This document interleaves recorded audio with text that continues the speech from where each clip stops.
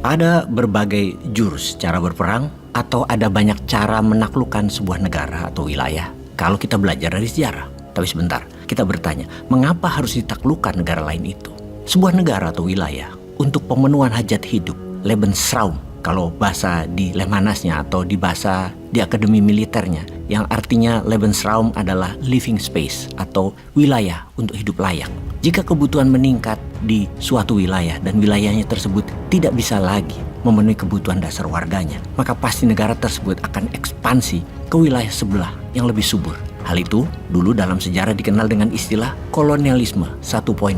Seperti halnya dilakukan oleh bangsa Romawi, bangsa Arab, bangsa Mongol, bangsa Tiongkok, India, dan sejenisnya ke wilayah-wilayah di sekitar mereka dan terus meluas, terutama di wilayah yang subur atau yang strategis lokasinya. Sejarah terus bertumbuh dan kekuatan wilayah negara sebelah semakin kuat dan semakin siap. Mereka sama kekuatannya. Maka karena kebutuhan mendesak untuk hajat hidup bangsa dan negara, maka kolonialisme dilakukan dengan melakukan ekspansi ke wilayah jauh. Itu disebut dengan kolonialisme 2.0 atau kolonialisme 2.0. Seperti yang dilakukan negara-negara Eropa di abad pertengahan yang mencaplok Afrika, Asia, dan Amerika Selatan. Kemudian cara mempertahankan hidup sebuah bangsa bergeser lagi untuk mendapatkan hasil alam sebuah wilayah. Wilayah tersebut tidak perlu ditaklukkan, namun cukup pemimpinnya saja ditundukkan pada suatu negara atau oleh negara dikuasa. Maka militer dipakai, operasi intelijen dipakai. Seperti dalam 60 tahun terakhir terjadi di dunia ini, di mana 80% perang terjadi di negara penghasil fosil oil. Karena Amerika ingin kendalikan minyak bumi. Dengan propaganda, you control food, you control people, you control oil, you control nation. Itulah apa yang Amerika lakukan dalam 6 dekade ini, hingga saat ini. Hal itu semua disebut kolonialisme 3.0 atau 3.0. Penggunaan militer dalam kolonialisme 3.0 juga mengendalikan opini media, kendalikan lembaga multilateral seperti PBB, IMF, dan lain sebagainya. Kemudian kendali currency, yaitu harus pakai dolar. Kolonialisme 3.0, kalau hendak menaklukkan sebuah negara sebelum langkah militer diambil, operasi intelijen untuk kendalikan hukum negara yang ditarget, kebijakan parlemen dan pemimpin negara yang ditarget, kendalikan medianya, kendalikan persenjataannya, dan kendalikan pejabatnya. Terutama didesain siapa pemimpin tertinggi negara tersebut harus sesuai dengan maunya negara dikuasa, yaitu maunya Amerika.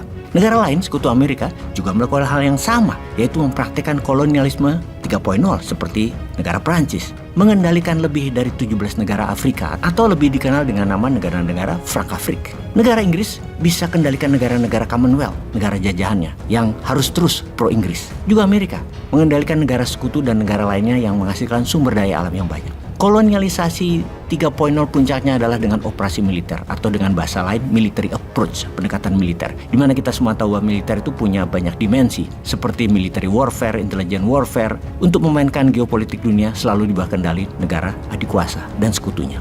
Lalu yang terakhir, yang paling populer saat ini, dipraktekkan kolonialisme 4.0 yang dipakai oleh Tiongkok. Ini bahkan lebih canggih lagi, karena tidak pakai hard power, tapi pakai soft power dan smart power. Bahkan rakyatnya tidak terasa. Negara yang dijajah itu, yang lagi dikoloni oleh Tiongkok, tidak terasa.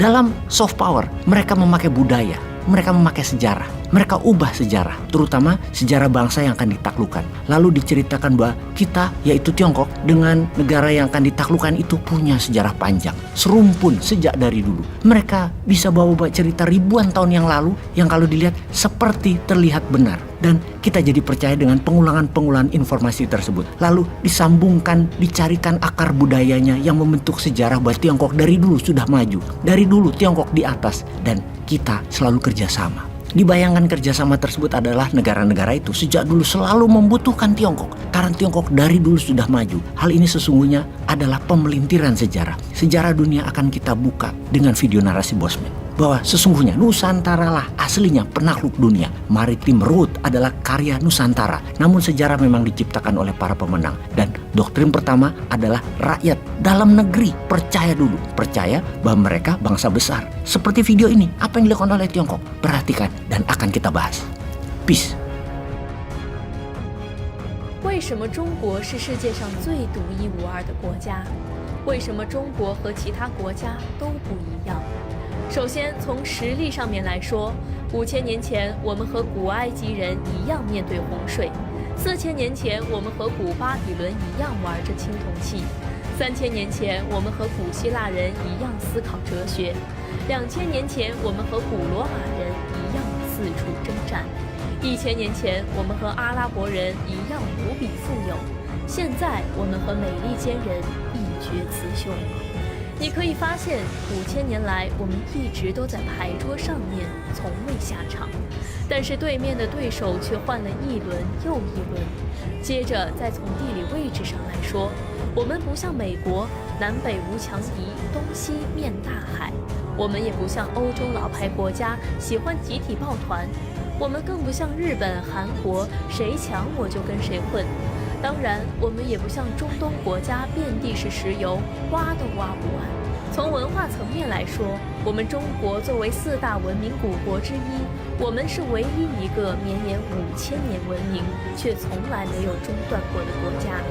不管是从文化、历史、传统，中国都是世界独一无二的。但是在我看来，中国这么强大的背后，是因为每个中国人都无比强大。因为中国人始终相信2种最浪漫的事情，就是每个中国人都无比坚信教育的力量，还有每个人都深深地爱着这片土地。你会觉得非常有意思，一个英国人去了美国，他变成了美国人；一个法国人去了美国，他变成了美国人。但一个中国人无论走到世界上任何地方，他骨子里面还是一个中国人。